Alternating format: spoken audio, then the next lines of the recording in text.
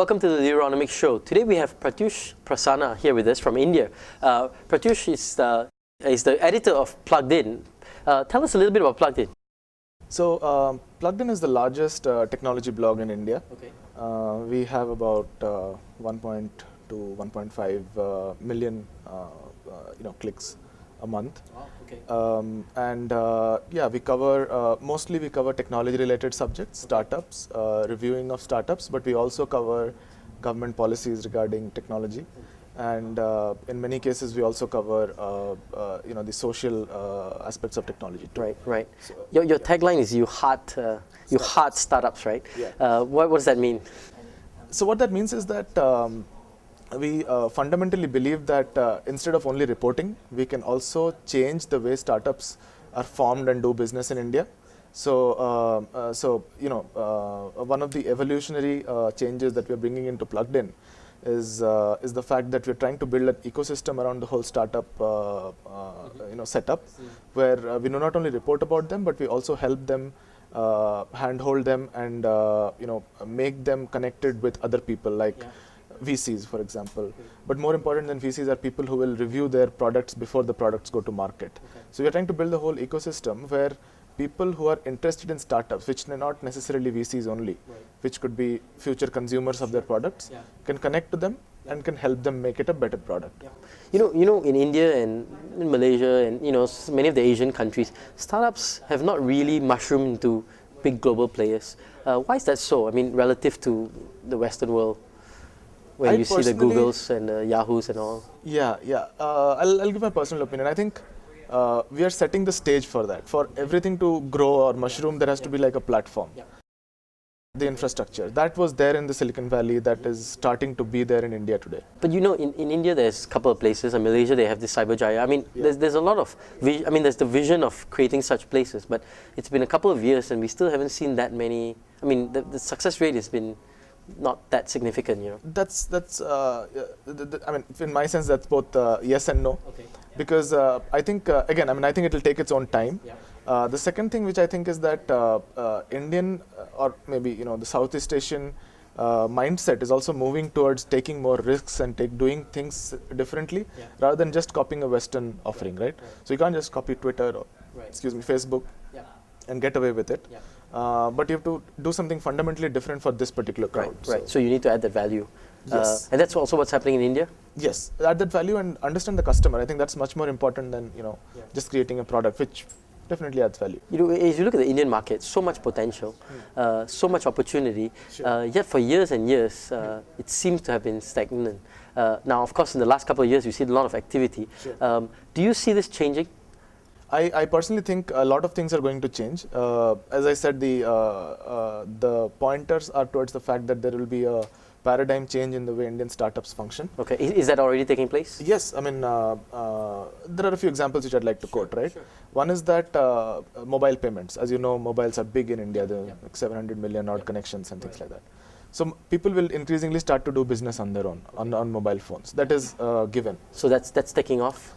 Yes, that's taking off. But the fact that I wanted to point out was that the government is also realizing that this is something that is going to take off. Okay. So they are building an ecosystem where the banks will be there from one side, merchants will be there, consumers will be there. All of them will be sharing their information according to a certain set of rules. Because if you don't have that set of rules, then every software provider will have to write for every merchant, right? So basically the government is taking this step, so that proactively taking this step already, right? The other indicator is that in India 3G connections are coming in. We don't have 3G yet, but the licenses for that have been issued. So what that is going to do is that the telecom providers have paid a lot of money for those licenses. So they want to figure out how to monetize it. Yeah, they will have to monetize it some way. So I think that is going to spur on a lot of data driven applications on mobile phones in India. And that is going to create a way which we consume information, change the way which we consume information in India. So, one of the issues is that many local startups, they always think of the local market. Are Indian startups thinking global, or are they still thinking India? In my presentation, I talked about one of the startups which is called InMobi, which incidentally got funded yesterday, I think third round of funding. So InMobi, unlike what many people know, is the world's largest mobile ad network company. Really? Sorry, second largest. I'm sorry, after AdMob. Okay. But the difference is not much. AdMob serves about, I don't know, 20 million impressions a day. They serve about 17, which is... Okay, and they focus only on the Indian market? Yeah, right now they're focused on India and some parts of Southeast Asia. Okay. But I think once they start exploring the European and American markets, which they have, they will be big. Okay, so Indians are also thinking global now, not just thinking local. Okay, no, when you look at a startup, and you know, with as an editor of a startup magazine, if you look at a startup, what are some ingredients that you look at, and can you tell when you look at a startup, this one's going to fail, this one's not?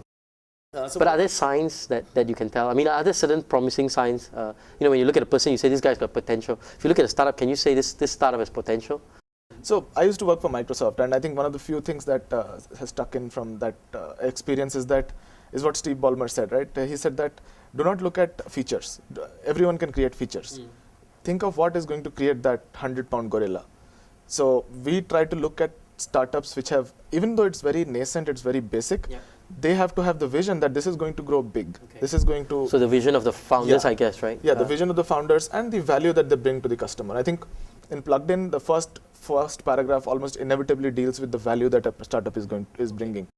So this is when you cover a startup? Yes, when we cover startups, I think the first line or first paragraph that any one of us writes typically tries to cover the value that they bring. Okay. Because otherwise there's no point. Yeah. So, you know, that way, you know, we know that, okay, this is just a feature that could be an Outlook, or this could be something that could stand on its own and have, you know, 1 million users in this much time. Okay, so it's really about the value they bring to the customers. But do you also look at the people? Is that an important factor? The personnel that are running that startup? Yeah, thankfully, in both good ways and bad, India doesn't have, it has some, but it doesn't have many serial entrepreneurs. Okay. I personally do not like the word serial entrepreneurs because I think it's just overhyped. So these are serial guys that basically go startup after startup. Startup after startup. And then they sell it off. Yeah, but India thankfully doesn't have many of them, which is why, you know, when we talk to people, it's always like from zero. Yeah. And which is why, you know... So you find a lot of people with the passion for the one thing that they're trying to do.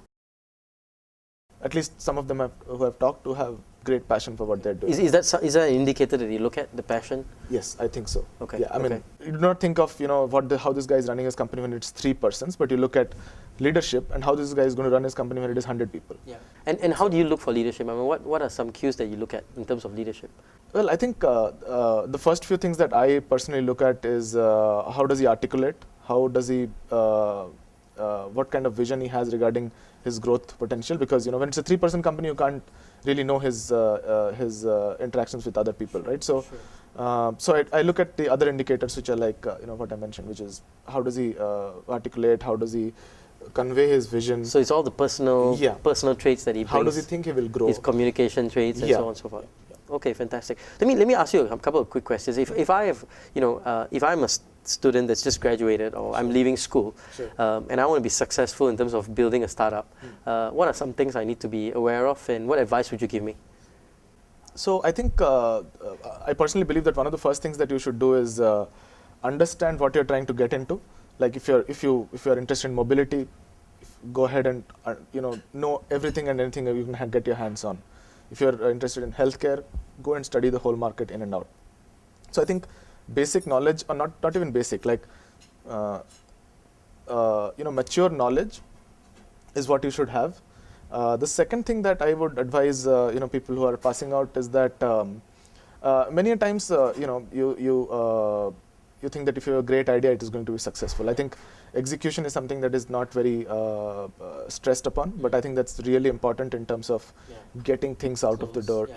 Getting things out of the door, getting people to do the job. So learn those execution skills, the ability to execute. It comes with experience, of course, but I think some people do know how to go about doing it. Right, and that defines success and failure. Right? Well, in most cases it does. It probably does. Okay. Now, if I'm a CEO of a startup and I'm trying to make it big, trying to get someone to buy it off, or trying to grow global, what advice would you give me?